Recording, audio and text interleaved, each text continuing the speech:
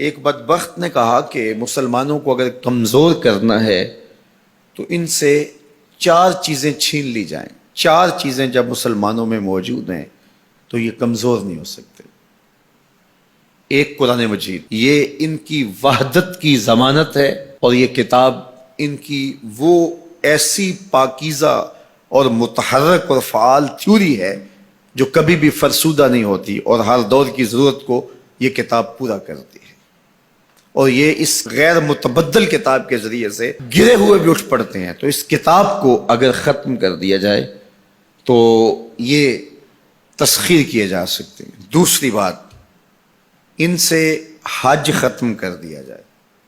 حج ان کی وحدت کی علامت ہے، ان کی شان و شوکت اور شکوہ مسلم کی ضمانت ہے.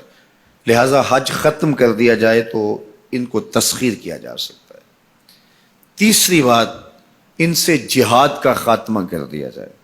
جہاد ختم ہو جائے گا تو یہ کمزور ہو جائیں گے. چوتھی چیز، ان کے سینے سے عشق رسول چھین لیا جائے.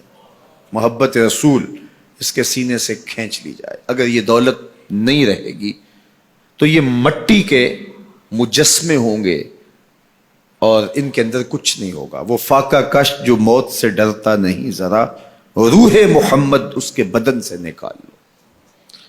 تو کہا یہ 4 چیزیں اگر ان سے چھین لی جائیں تو ان کو تسخیر کرنا آسان ہوگا. اب ان میں سے 2 چیزوں پر جب محنت کی گئی تو جہاد کے خاتمے کے لیے مسلمہ پنجاب مرزا قادیانی کو کھڑا کیا گیا، اور اس کا کام یہ تھا کہ مسلمانوں کی ذہن سازی کرے کہ جہاد ختم ہو گیا ہے. اور وہ خود لکھتا ہے کہ میں نے جہاد کی ممانعت پر اتنا کچھ لکھا ہے اور اطراف و اکناف میں بھیجا ہے، اگر وہ جمع کرنا ممکن ہو تو 300 الماریاں بھر جائیں. اتنا کچھ میں نے جہاد کی ممانعت میں لکھا ہے. تو وہ اس ایجنڈے پہ آیا تھا. نادیدہ ہاتھ اس کو لے کر کے آئے تھے، اور وہ ایک شخص نہیں تھا، 3 شخص تھے جن کا انٹرویو کیا گیا. سب سے مناسب یہ لگا تو اس کو انہوں نے جو ہے وہ اس کام کے لیے متعین کیا، اور جتنی بھی اس کو مالی ضروریات تھی اور حکومت کی سپورٹ تھی وہ میسر تھی. اسی طرح بہاؤاللہ کو حج کے ختم کرنے کے لیے وہاں ایران میں کھڑا کیا، اور اس نے جگہ جگہ کعبۃ اللہ کے ماڈل بنائے اور کہا اتنی دور سفر کر کے جاتے ہو، یہیں گھوم لیا کرو، تمہارا ذوق پورا ہو جائے کرے گا. اب یہ 2 لوگوں کو نادیدہ ہاتھوں نے ان 2 چیزوں کو ختم کرنے کے لیے، جہاد اور حج کو ختم کرنے کے لیے تیار کیا تھا، اور ان کے اوپر اس زمانے کے اندر انہوں نے کروڑوں روپے لگائے تھے.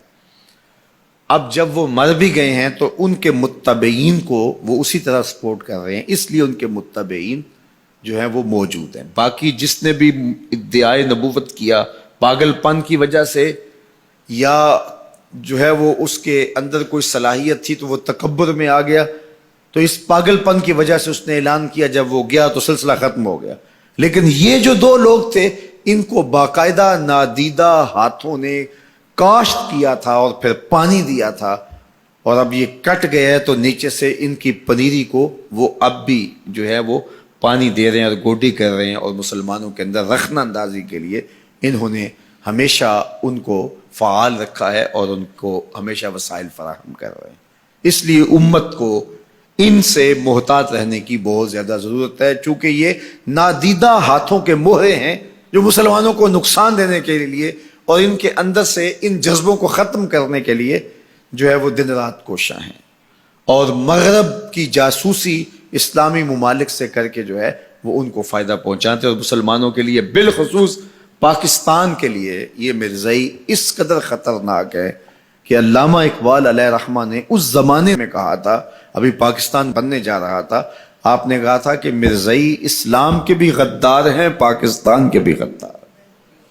اور پھر زمانے نے دیکھا، علامہ اقبال علیہ رحمہ تو 1938 میں انتقال کر گئے، لیکن 47 میں پاکستان بنا تو لوگوں نے دیکھا کہ ان لوگوں نے پاکستان کی مخالفت کی، اور جب پاکستان ٹوٹا، 2 ٹکڑوں میں تقسیم ہوا، تو اس وقت قادیاں میں چراغاں کیا گیا، انہوں نے خوشی کا اظہار کیا. پاکستان ایٹمی طاقت بنا تو وہاں سوگ منایا گیا، اور آج بھی یہ ربوے کے اندر دفن ہوتے ہیں تو امانتاً دفن ہوتے ہیں. ان کا یہ مکروہ عقیدہ ہے کہ پاکستان ٹوٹ جائے گا اور ہمیں یہاں سے اٹھا کر کے ہماری گندی لاشوں کو وہاں ربوے سے قادیان کے اندر شفٹ کیا جائے گا. یہ پاکستان کی سالمیت پر ہمیشہ خطرہ ہے اور پاکستان کو ہمیشہ نقصان پہنچانے کے درپائے رہتے ہیں اور ان کی ہمیشہ کوشش ہوتی ہے کہ اس وطن کے اندر امن، طمانینت اور سکون نصیب نہ ہو. مسٹر بھٹو نے کہا تھا کہ جو حیثیت امریکہ کے اندر یہودیوں کی ہے وہی حیثیت پاکستان کے اندر مرزائی حاصل کرنا چاہتے ہیں. حکومت بھلے کس کی بھی ہو لیکن یہ پاکستان کے اہم مناصب پر فائز ہو کر کے جو ہے وہ پاکستان کو اپنے کنٹرول اور قابو میں لینا چاہتے ہیں. لیکن اللہ بھلا کرے ان لوگوں کا جنہوں نے دن رات کی کاوشوں سے، محنتوں سے آئین کے اندر ان کو غیر مسلم قرار دلوایا. علماء نے، مشائخ نے، سب لوگوں نے، تمام مسالک کے لوگوں نے مل کے اس میں کاوش کی، محنت کی کہ یہ 7 ستمبر کا دن تھا، 1974 کی شام تھی، 4:35 ہو رہے تھے کہ جب دستخط ہوئے کہ مرزائی چاہے ربوی ہوں چاہے لاہوری ہوں کافر ہیں، اور پھر ہر سمت سے نعرہ تکبیر اور نعرہ رسالت کی آوازیں آنے لگی اور تاجدار ختم نبوت زندہ باد کی صدائے دل نواز گونجنے لگی. پھر اس وقت سے لے کر یہ پاکستان کے خلاف سازشوں میں اور زیادہ مصروف ہو گئے. پوری دنیا کے اوپر پھیلے ہوئے مرزائی پاکستان کو رسوا اور بدنام کرنا چاہتے ہیں مختلف ممالک کے اندر، اور ان کے مختلف ممالک کے ساتھ تعلقات ہیں مختلف بنیادوں پر، چونکہ یہ تھے ہی ان کے اور ان کے خود کاشتہ پودا تھا مرزائیت جو یہاں لگایا گیا، یہودیت کا خود کاشتہ پودا ہے. لیکن مرزائی یہ نہیں سمجھتے کہ پاکستان یوں ہی نہیں بنا، یہ کسی حادثے کا نتیجہ نہیں تھا. پاکستان محبوب کی